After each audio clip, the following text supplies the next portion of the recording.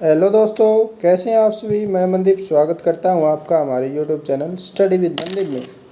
तो देखिए दोस्तों, अगर आप पहली बार हमारे यूट्यूब चैनल पर विजिट कर रहे हैं तो इसे सब्सक्राइब ज़रूर कीजिए और अपने दोस्तों के साथ शेयर कीजिए ताकि हमारा भी मनोबल बढ़ता रहे दोस्तों। तो दोस्तों, आज हम डिस्कस करेंगे राजपूत वंशों की उत्पत्ति, मतलब राजपूत जो वंश थे उनकी उत्पत्ति कैसे हुई, कौन कौन शासक थे, कौन कौन उनके संस्थापक थे। तो देखिए, सबसे पहला हमारा गुर्जर प्रतिहार वंश। गुर्जर प्रतिहार वंश के अंदर है मालवा का शासक नागभट्ट प्रथम गुर्जर प्रतिहार वंश का संस्थापक था। गुर्जर प्रतिहार वंश का संस्थापक कौन था? मालवा का शासक नागभट्ट प्रथम गुर्जर प्रतिहार वंश का संस्थापक था। नागभट्ट सेकंड को राष्ट्रकूट सम्राट गोविंद थर्ड ने हराया था। जो नागकूट सेकंड था उसको किसने हराया था? राष्ट्रकूट गोविंद थर्ड ने उसको हराया था। गुर्जर प्रतिहार वंश का सर्वाधिक शक्तिशाली एवं प्रतापी राजा कौन था? महिर भोज। गुर्जर प्रतिहार वंश की स्थापना किसने की? मालवा का शासक नागभट्ट प्रथम ने उसकी स्थापना की। और सबसे शक्तिशाली शासक कौन था गुर्जर प्रतिहार वंश का? महिर भोज।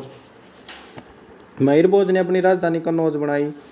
यह विष्णु भगत था। इसने विष्णु के सम्मान में आदि वराह की उपाधि धारण की। क्या था? जो महिर भोज इसका सबसे शक्तिशाली राजा था गुर्जर प्रतिहार वंश का। इसने अपनी राजधानी कहाँ बनाई? कन्नौज के अंदर। ये किसका भगत था? विष्णु का भगत था। और इसने आदि वराह की उपाधि धारण की। राजशेखर प्रतिहार शासक महेंद्रपाल के दरबार में रहता था। जो राजशेखर प्रतिहार था वो किसके दरबार में रहता था? महेंद्रपाल के दरबार में। इस वंश का अंतिम राजा कौन था? यशपाल। गुर्जर प्रतिहार वंश का अंतिम राजा कौन था? यशपाल। दिल्ली नगर की स्थापना तोमर वंश अनंगपाल ने 11वीं सदी में की थी। दिल्ली नगर की स्थापना किसने की थी? तोमर नरेश अनंगपाल ने 11वीं शताब्दी के मध्य दिल्ली नगर की स्थापना की थी। किसने की थी? तोमर नरेश अनंगपाल ने। आगे देखिए, गढ़वाल या राठौड़ राजवंश। गढ़वाल राजवंश का संस्थापक चंद्रदेव था। इसकी राजधानी वाराणसी थी। गढ़वाल राजवंश का संस्थापक कौन था? चंद्रदेव। और इसकी राजधानी क्या थी? वाराणसी। इस वंश का सर्वाधिक शक्तिशाली राजा कौन था? गोविंद चंद्र। और इसका मंत्री था लक्ष्मीधर। शास्त्रों का प्रकांड पंडित जो लक्ष्मीधर था वो क्या था? शास्त्रों का प्रकांड पंडित था। इसने कर्त्यकल्पत नामक ग्रंथ की रचना की थी। गोविंद चंद्र की एक रानी कुमार देवी ने सारनाथ में धर्मचक्र जिन विहार बनवाया था। क्या करवाया था? गोविंद चक्र की एक रानी थी कुमार देवी, उसने क्या किया? सारनाथ में धर्मचक्र जिन विहार बनवाया। पृथ्वीराज थर्ड ने स्वयंवर को जयचंद की पुत्री संयोगिता का अपहरण कर लिया। जो पृथ्वीराज तृतीय थे वो कौन से वंश के थे? गढ़वाल वंश के। और उन्होंने क्या किया था? स्वयंवर से जयचंद की पुत्री संयोगिता का अपहरण कर लिया था। इस वंश का अंतिम शासक जयचंद था। नहीं, सॉरी दोस्तों, जो पृथ्वीराज चौहान थे वे गढ़वाल वंश के नहीं थे। गढ़वाल वंश का था जयचंद। और ये प्रश्न पूछ लिया जाता है, कई बार पूछा गया है हरियाणा की परीक्षाओं के अंदर, तो विशेषकर ये 2-3 बार आ लिया कि जो पृथ्वीराज चौहान था वो किस वंश का शासक था? गढ़वाल वंश का शासक था। और इसकी जो पुत्री थी वो कौन सी थी? संयोगिता। और संयोगिता को कौन उठा कर ले गया स्वयंवर से? पृथ्वीराज तृतीय। इस वंश का अंतिम शासक, गढ़वाल वंश का अंतिम शासक कौन था? जयचंद था। और जिसे गौरी ने 1194 में चंदावर युद्ध में मार डाला। जयचंद को किसने मारा था? मोहम्मद गौरी ने। कब मारा? 1194 में चंदावर के युद्ध के अंदर मार डाला। चाहमान और चौहान वंश। अब देखिए, अब आएगा पृथ्वीराज चौहान का जिक्र। चौहान वंश का संस्थापक कौन था? वासुदेव। इस वंश का प्रारंभिक राजधानी अहिछत्र थी। मतलब जो चौहान वंश था उसका संस्थापक कौन था? वासुदेव। इसकी जो प्रारंभिक राजधानी थी कौन सी थी? अहिछत्र। बाद में अजय राय द्वितीय ने अजमेर नगर की स्थापना की और इसे अपनी राजधानी बनाया। तो मतलब पहली राजधानी थी इनकी अहिछत्र। और जो द्वितीय राजधानी किसने बनाई? अजय राज द्वितीय ने अजमेर को राजधानी बनाया। ठीक है, आगे देखिए, इस वंश का सबसे शक्तिशाली शासक कौन था? अर्णोराज के पुत्र विग्रराज चतुर्थ विशलदेव इस वंश का सबसे शक्तिशाली राजा था, जिसने हरि किले नामक संस्कृत नाटक की रचना की।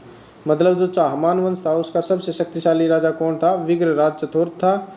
और इसने किसकी रचना की थी? हरिकली नामक संस्कृत नाटक की रचना की थी। सोमदेव विगर राज चतुर्थ के राज्य कवि थे। जो सोमदेव थे वे क्या थे? विगर राज चतुर्थ के थे राज्य कवि। उन्होंने ललित विगर राज नामक नाटक लिखा था।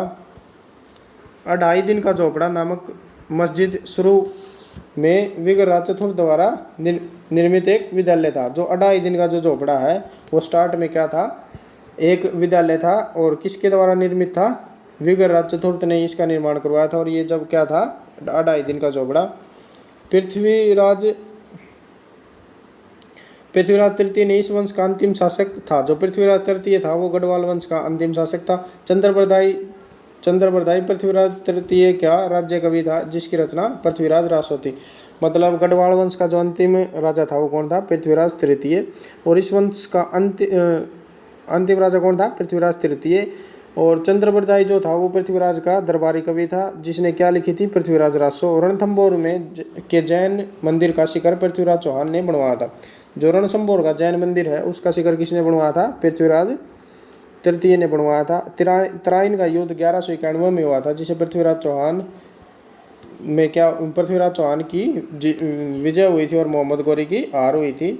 उत्तरायण का दूसरा युद्ध 1192 के अंदर हुआ, जिसमें पृथ्वीराज चौहान की हार हुई और मोहम्मद गौरी की जीत हुई। आगे देखिए परमार वंश। परमार वंश का संस्थापक उपेंद्र राज था। परमार वंश का संस्थापक कौन था? उपेंद्र राज। इसकी राजधानी क्या थी? दारा नगरी प्राचीन राजधानी थी इसकी उज्जैन। परमार वंश का सर्वाधिक शक्तिशाली राजा कौन था? राजा भोज। परमार वंश का सबसे शक्तिशाली राजा कौन था? राजा भोज। राजा भोज ने भोपाल के दक्षिण में भोजपुर नामक झील का निर्माण करवाया। मतलब परमार वंश का संस्थापक कौन था? उपेंद्र राज। राजधानी थी इनकी दारा नगरी। आगे देखिए नैषधीय चरित के लेखक श्री हर्ष व प्रबंध चिंतामणि के लेखक मरुतुंग थे।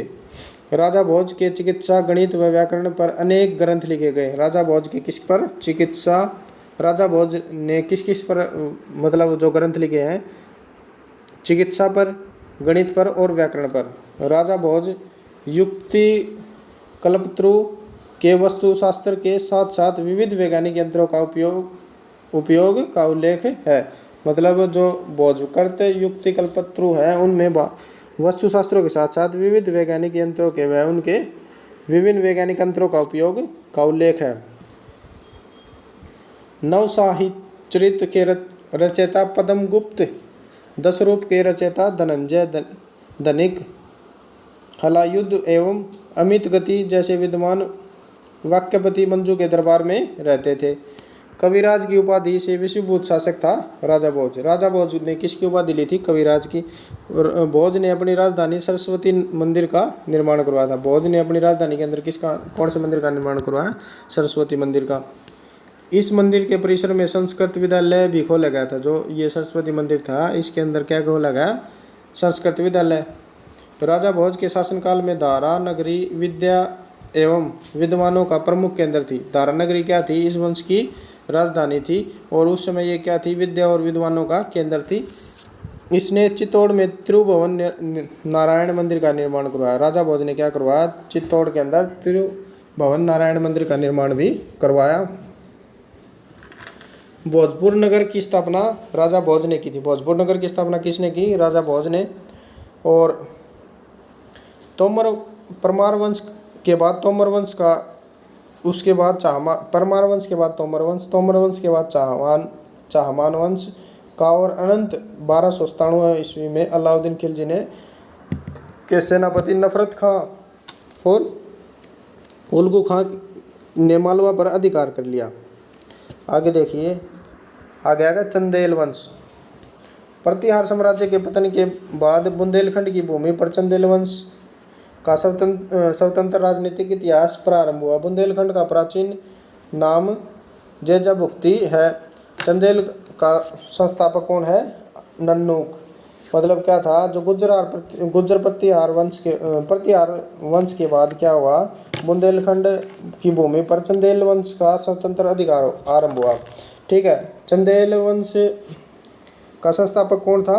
ननुक था। चंदेल वंश का संस्थापक कौन था? नलुक। बुंदेलखंड का प्राचीन नाम क्या था? जेजा कुभक्ति। जेजा क्या था? कुभक्ति बुंदेलखंड का प्राचीन नाम था। राजधानी इसकी खुजराहो।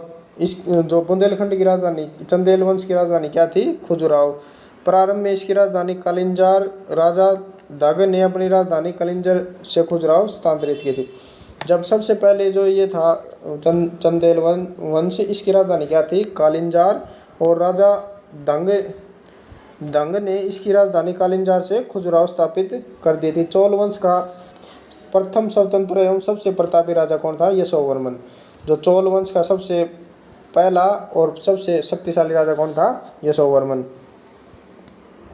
यशोवर्मन ने कन्नौज पर आक्रमण कर प्रतिहार राजा देवपाल को हराया तथा उससे एक विष्णु की प्रतिमा प्राप्त की, जिसने खुजराहो के विष्णु मंदिर में स्थापित किया। यशोवर्मन ने क्या किया? कन्नौज पर आक्रमण कर दिया और आक्रमण कर प्रतिहार राजा कौन सा था? देवपाल को हरा दिया और एक विष्णु की प्रतिमा ले गया, जिससे उसने खुजराहो के विष्णु मंदिर में स्थापित किया। दंग ने जगन्नाथ, विश्वनाथ एवं वैद्यनाथ मंदिर का निर्माण करवाया। कंदरिया महादेव मंदिर का निर्माण दंगदेव द्वारा 999 ईसा पूर्व करते हुए अपने शरीर का त्याग। एक मिनट दोस्तों, जो दंग ने जगन्नाथ, जिनानाथ, विश्वनाथ एवं वैद्यनाथ मंदिर का निर्माण करवाया। जो दंग था उसने क्या करवाया? जगन्नाथ, दीनानाथ और विश्वनाथ और वैद्यनाथ मंदिर का निर्माण करवाया। कंदारिया महादेव मंदिर का निर्माण दंगदेव ने कब करवाया? 999 ईसा पूर्व। दंग ने गंगा यमुना के संगम में शिव की आराधना करते हुए अपने शरीर का त्याग किया। जो दंग था उसने क्या किया? गंगा जमुना में के संगम में शिव की आराधना करते हुए अपने शरीर का त्याग कर दिया। चंदेल शासक विद्याधर ने कन्नौज के प्रतिहार शासक राज्यपाल की हत्या कर दी, क्योंकि उसने महमूद के आक्रमण का सामना किए बिना ही आत्मसमर्पण कर दिया। चंदेल के शासक विद्याधर ने कन्नौज के प्रतिहार शासक राज्यपाल की हत्या कर दी। किसने की? चंदेल शासक विद्याधर ने कन्नौज के शासक किसकी? राज्यपाल की हत्या कर दी। क्यों कर दी? क्योंकि उसने मोहम्मद के आक्रमण का सामना किए बिना ही आत्मसमर्पण कर दिया। विद्याधर की अकेला ऐसा भारतीय नरेश था जिसने मोहम्मद गजनवी की महत्वाकांक्षाओं का सफलतापूर्वक प्रतिरोध किया।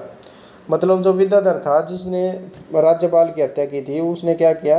वो अकेला भारतीय नरेश था जिसने मोहम्मद गजनवी की जो उसकी इच्छाएं थी, महत्वाकांक्षाएं, उनका सफलतापूर्वक विरोध किया।